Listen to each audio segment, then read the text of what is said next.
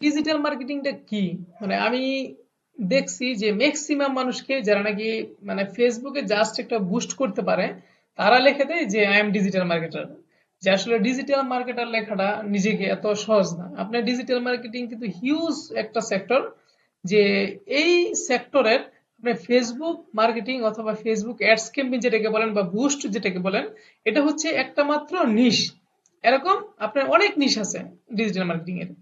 তো এখন আজকে আমি কথা বলবো ডিজিটাল মার্কেটিং এর কিছু ইম্পর্টেন্ট জিনিস নিয়ে এবং আমার থিঙ্কিং থেকে, যে আমি এমন একটা প্ল্যাটফর্ম এখানে মেক করছি, এমন একটা সিস্টেম দাঁড় করাইছি, যে কেউ যদি আমার এই সিস্টেম ফলো করে এবং এই রুলস গুলা সে লার্ন করতে পারে, তাহলে ডিজিটাল মার্কেটিং এর মানে আমি মনে করি তার যথেষ্ট একটা নলেজ হবে। এবং এটা দিয়ে আহ, একজন মানুষ চাইলে আহ, এটা মার্কেট প্লেসে হোক বা মার্কেট প্লেসের বাইরে হোক, যেখানে হোক, ভালো একটা কিছু মানে করা সম্ভব।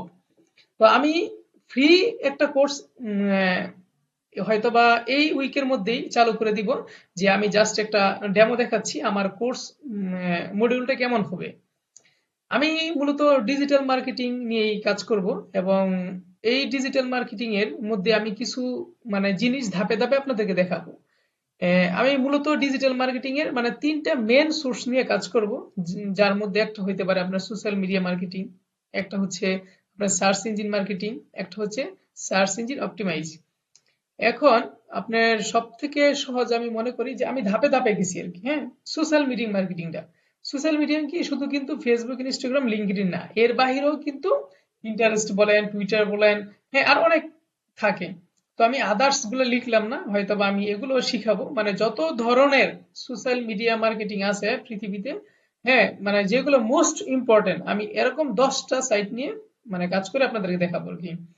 যাতে সোশ্যাল মিডিয়া মার্কেটিং আপনারা শুধু নট অনলি বাংলাদেশ, পৃথিবীর যে কোনো দেশের যে কোনো সোশ্যাল মিডিয়া নিয়ে কাজ করতে পারেন আর কি।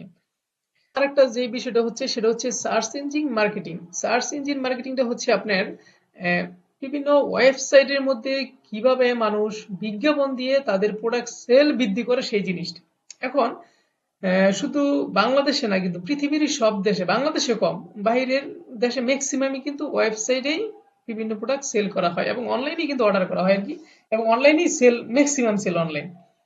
এখন আপনি ধরেন একটা প্রোডাক্ট যদি আপনি চান, আপনি একটা ওয়েবসাইট থেকে সেল করতে চান আর কি, তাহলে আপনাকে ওই ওয়েবসাইটে ট্রাফিক আনতে হবে এবং আহ, আপনার এই ওয়েবসাইটকে র্যাঙ্ক করাতে হবে, যাতে মানুষ একটা কিছু সার্চ করলে সাথে সাথে আপনার পেজ অথবা আপনার প্রোডাক্টের সামনে চলে আসে।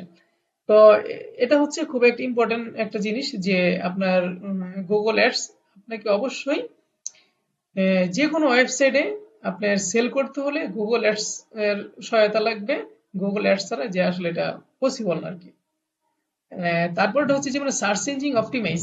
এখন সার্চ ইঞ্জিন অপটিমাইজ যেটা আমরা এসইও বলি, এসইওটাই কিন্তু খুবই একটা গুরুত্বপূর্ণ এবং নেক্সট ফিউচার খুবই একটা ডিমান্ডেবল একটা জিনিস আর কি। হ্যাঁ, আমি মনে করি এসইওটা মোস্ট একটা ইম্পর্টেন্ট একটা জিনিস হবে আমাদের জন্য আর কি। শুধু আপনার ওয়েবসাইট না, মানে ইউটিউব না, এসইওটা আপনার প্রত্যেকটা ক্ষেত্রে প্রয়োজন। ধরেন আপনি চাইলে আপনার ফেসবুক পেজ বলেন, আপনার লিঙ্কডইন প্রোফাইল বলেন, মানে যে কোনো সাইট বলেন, আপনি চাইলে এসইও যদি টেকনিক জানেন, তাহলে সবকিছুতে আপনি এসইও করে অনেক দূর পর্যন্ত চলে যেতে পারবেন এগুলো নিয়ে।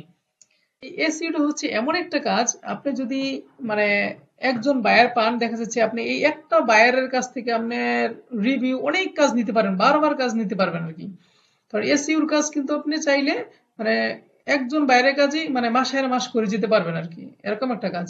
যেমন একজন বায়ার মানে একটা ওয়েবসাইটে প্রোডাক্ট বিক্রি করে, তো উনি তো টানা মিনিমাম 3 মাস 6 মাস আপনাকে রাখবে একটা এসইও করার জন্য ওয়েবসাইটকে আর কি। আবার দেখা যাচ্ছে আরেকজন একটা ইউটিউব চ্যানেল আছে, তো উনি দেখা যাচ্ছে আপনাকে প্রতি মাসে একবার হলে হায়ার করতে পারে আর কি। মানে আবার হচ্ছে প্রথমে শুরুতে আপনাকে টানা 3 মাস বা 6 মাস একটা হায়ার করে রাখবে। তো এরকম আর কি।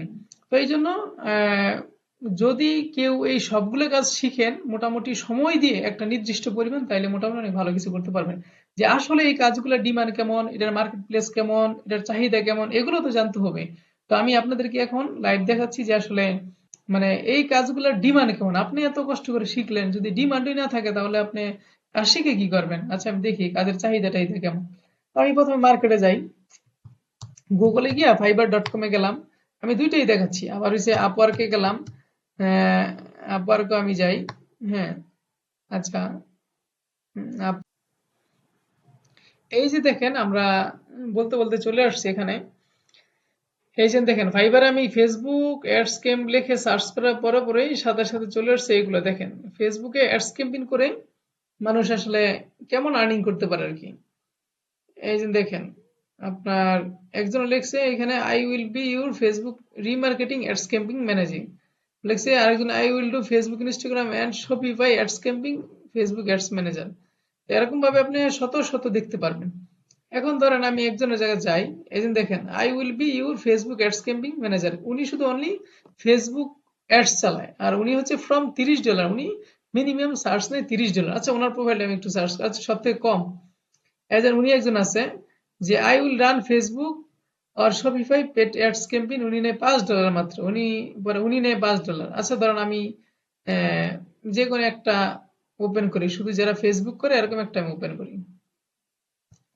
তারপর পাশে দেখেন উনি লিখছি গুগল অ্যাডস ক্যাম্পেইন, দেখেন গুগল অ্যাডস ক্যাম্পেইনও সেম, সার্চ করার পরে শত শত চলে আসছে, দেখছেন শত শত। হুম, দেখেন উনি লিখছে I will set up for your Google ads award PPC campaign from, উনি $150 সর্বনিম্ন চার্জ করে আর কি। আচ্ছা আমরা সর্বনিম্ন দিব কত করে, মানে 150 মানে অনেক বেশি আর কি বাংলাদেশিদের জন্য। সর্বনিম্ন সর্বনিম্ন আচ্ছা সর্বনিম্ন আমার কাছে মনে হচ্ছে এই $50টাই আর কি। I will set up manager your Google ads award PPC campaign $50। আচ্ছা ওনার প্রোফাইলটা আমি দেখি। তারপর হচ্ছে আমরা আগে প্রোফাইল গুলো দেখি যে আসলে তারপর হচ্ছে এসইউটা। এই যে দেখেন এসইউ, এসইউতে আমরা যাই নিচে, এসইউ লেখার পরে সার্চ করার পরে দেখুন নিচে শত শত চলে আসছে।